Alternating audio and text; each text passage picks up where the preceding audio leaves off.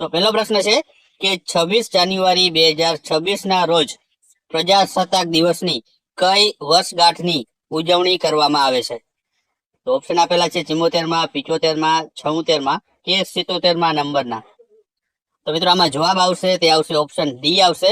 77માં નંબરના પ્રજાસત્તાક દિવસની ઉજવણી વર્ષ 2026માં છે મિત્રો કરવામાં આવી રહી છે. ત્યારબાદ આગળનો પ્રશ્ન આપણે જોઈએ તો પ્રજાસત્તાક દિવસ એટલે કે 26 જાન્યુઆરી જે ઉજવવાનું કારણ છે તે શું છે?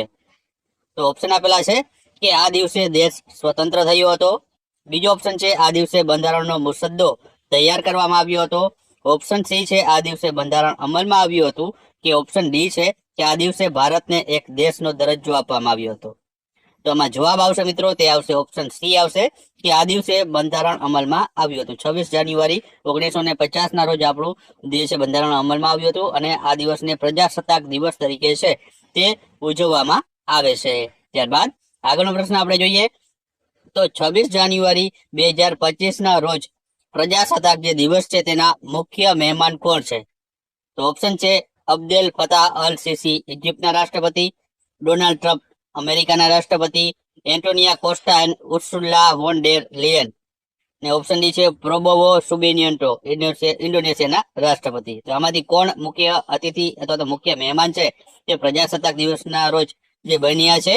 તો આમાં જવાબ આવશે મિત્રો તે આવશે ઓપ્શન સી આવશે એન્ટોનિયા કોસ્ટા અને ઉર્સુલા વોન ડેર લેયન છે તેઓ છે મિત્રો 2024ના પ્રજાસત્તાક દિવસ ના છે તેઓ મુખ્ય અતિથિ અથવા તો મુખ્ય મહેમાન બન્યા છે.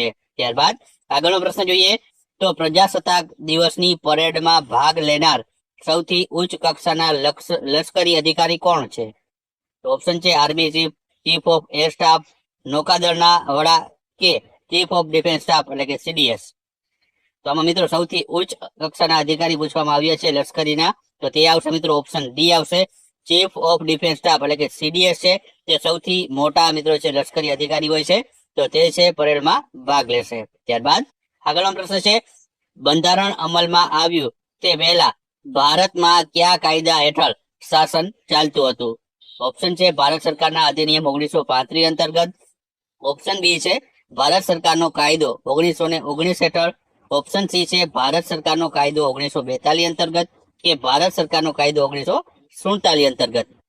તો આમાં જવાબ આવશે તે આવશે ઓપ્શન એ આવશે ભારત સરકારના અધિનિયમ 1935 અંતર્ગત છે મિત્રો બંધારણ અમલમાં આવ્યું તે પહેલા છે આ કાયદા અંતર્ગત છે તે આ શાસન આપણું છે ચાલતું હતું.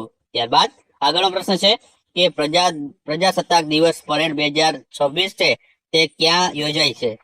ઓપ્શન છે કર્તવ્ય પથ ઉપર, નહેરુ પથ ઉપર, અટલ પથ ઉપર કે સ્વરાજ પથ ઉપર. તો આમાં જવાબ આવશે મિત્રો તે આવશે ઓપ્શન એ આવશે કર્તવ્ય પથ છે ત્યાં મિત્રો છે પ્રજાસત્તાક દિવસની 2026ની પરેડ છે ત્યાં યોજાય છે. ત્યારબાદ આગળનો પ્રશ્ન આપણે જોઈએ તો ભારતીય પ્રજાસત્તાકની સ્થાપના ક્યારે થઈ એટલે કે ભારત ક્યારે પ્રજાસત્તાક બન્યું તે પૂછવામાં આવ્યું છે. તો ઓપ્શન આપેલા છે 26 જાન્યુઆરી 1950, 24 ડિસેમ્બર 1949, 15 ઓગસ્ટ 1947 કે 1 જાન્યુઆરી 1950. તો આમાં જવાબ આવશે મિત્રો તે આવશે ઓપ્શન એ આવશે 26 જાન્યુઆરી 1950 ના રોજ છે ભારતીય પ્રજાસત્તાકની જે સ્થાપના અથવા તો ભારતીય પ્રજાસત્તાક બન્યું છે. ત્યારબાદ આગળનો પ્રશ્ન છે કે ભારતીય બંધારણ સભા દ્વારા બંધારણ છે તે ક્યારે અપનાવવામાં આવ્યું? તો ઓપ્શન છે 26 નવેમ્બર 1949 ના રોજ, 25 ડિસેમ્બર 1950 ના રોજ, 15 ઓગસ્ટ 1949 ના રોજ કે 20 જુલાઈ 1947 ના રોજ. તો આમાં જવાબ આવશે મિત્રો તે આવશે ઓપ્શન એ આવશે 26 નવેમ્બર 1949 ના રોજ છે ભારતીય બંધારણ સભા દ્વારા બંધારણ છે તે અપનાવવામાં આવ્યું હતું. ત્યારબાદ આગળનો પ્રશ્ન છે કે ભારતનું બંધારણ જે બનાવવા માટે છે કેટલો સમય લાગ્યો હતો? ઓપ્શન આપેલા છે 2 વર્ષ 9 મહિના અને 5 દિવસનો સમય. ઓપ્શન બી છે 3 વર્ષ 3 મહિના અને 3 દિવસનો સમય. ઓપ્શન સી છે 5 વર્ષ 6 મહિના અને 18 દિવસનો સમય કે ઓપ્શન ડી છે 2 વર્ષ 11 મહિના અને 18 દિવસનો સમય. તો આમાં જવાબ આવશે મિત્રો તે આવશે ઓપ્શન ડી આવશે 2 વર્ષ 11 મહિના અને 18 દિવસનો સમય છે તે ભારતીય બંધારણ છે બનાવવા માટે લાગ્યો હતો. ત્યારબાદ આગળનો પ્રશ્ન છે કે પ્રજાસત્તાક દિવસ એટલે કે 26 જાન્યુઆરી પર ભારતીય ધ્વજ કોણ ફરકાવે છે? તો ઓપ્શન છે રાષ્ટ્રપતિ, ઉપરાષ્ટ્રપતિ, મુખ્ય ન્યાયાધીશ કે સીડીએસ. તો તો આમાં જવાબ આવશે મિત્રો તે આવશે ઓપ્શન એ આવશે. ભારતના જે રાષ્ટ્રપતિ હોય છે તેઓ છે પ્રજાસત્તાક દિવસ એટલે કે 26 જાન્યુઆરીના રોજ છે તે રાષ્ટ્રધ્વજ ફરકાવતા હોય છે કર્તવ્ય પથ ઉપર. જ્યારે જે 15મી ઓગસ્ટની આપણે વાત કરીએ તો 15મી ઓગસ્ટના રોજ છે આપણા જે વડાપ્રધાન હોય છે તે મિત્રો છે તે જે ધ્વજ ફરકાવતા હોય છે. 15મી ઓગસ્ટના રોજ છે આપણા જે વડાપ્રધાન જે નરેન્દ્રભાઈ મોદી ફરકાવ્યો હતો અને 26મી જાન્યુઆરીના રોજ આપણા રાષ્ટ્રપતિ દ્રૌપદી મુર્મુ છે તેમણે આજ રોજ છે રાષ્ટ્રધ્વજ ફરકાવશે. ત્યારબાદ આગળનો પ્રશ્ન છે કે ભારતીય બંધારણમાં રિપબ્લિકન સિસ્ટમ છે તે કયા દેશમાંથી લેવામાં આવી છે? તો ઓપ્શન છે અમેરિકા દેશમાંથી, ઓપ્શન બી છે રશિયા દેશમાંથી, ઓપ્શન સી છે ફ્રાન્સ દેશમાંથી કે ઓપ્શન ડી છે જાપાન દેશમાંથી. તો આમાં જવાબ આવશે તે આવશે ઓપ્શન સી આવશે. ફ્રાન્સ દેશમાંથી છે આ રિપબ્લિકન સિસ્ટમ છે ભારતીય દેશમાં લેવામાં આવી છે. ત્યારબાદ આગળનો પ્રશ્ન છે કે પ્રથમ પ્રજાસત્તાક દિવસ છે તે ક્યારે ઉજવવામાં આવ્યો હતો? તો ઓપ્શન છે 26 જાન્યુઆરી 1950 ના રોજ, 26 જાન્યુઆરી 1949 ના રોજ, 15 ઓગસ્ટ 1947 ના રોજ કે 24 નવેમ્બર 1951 ના રોજ.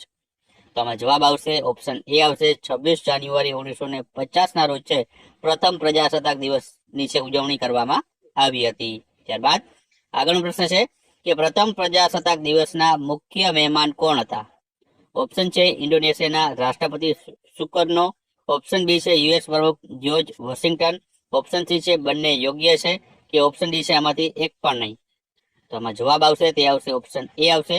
ઇન્ડોનેશિયાના રાષ્ટ્રપતિ સુકર્નો છે તેઓ આપણા પ્રથમ જે પ્રજાસત્તાક દિવસ ઉજવવાનો હતો ત્યારે તેઓ છે તે મુખ્ય મહેમાન બન્યા હતા. ત્યારબાદ આગળનો પ્રશ્ન છે કે પ્રથમ પ્રજાસત્તાક દિવસની ઉજવણી છે તે ક્યાં થઈ હતી? તો ઓપ્શન છે મોહાલી સ્ટેડિયમ ખાતે, ઈડન ગાર્ડન સ્ટેડિયમ ખાતે, ફિરોઝશાહ કોટલા સ્ટેડિયમ ખાતે કે ઇરવિન સ્ટેડિયમ ખાતે. તો આમાં જવાબ આવશે મિત્રો તે આવશે ઓપ્શન ડી આવશે. ઇરવિન સ્ટેડિયમમાં છે પ્રથમ પ્રજાસત્તાક દિવસની ઉજવણી છે તે કરવામાં આવી હતી. ત્યારબાદ આગળનો પ્રશ્ન છે કે રાજપથ પર સૌપ્રથમ પ્રજાસત્તાક દિવસની પરેડ કયા વર્ષમાં યોજાઈ હતી? ઓપ્શન છે 1950, 1952, 1955 કે 1960 ના રોજ. તો આમાં જવાબ આવશે ઓપ્શન સી આવશે. 1955 ના વર્ષમાં છે પ્રથમ વખત છે રાજપથ ઉપર છે તે પ્રજાસત્તાક દિવસની ઉજવણી છે તે કરવામાં આવી હતી.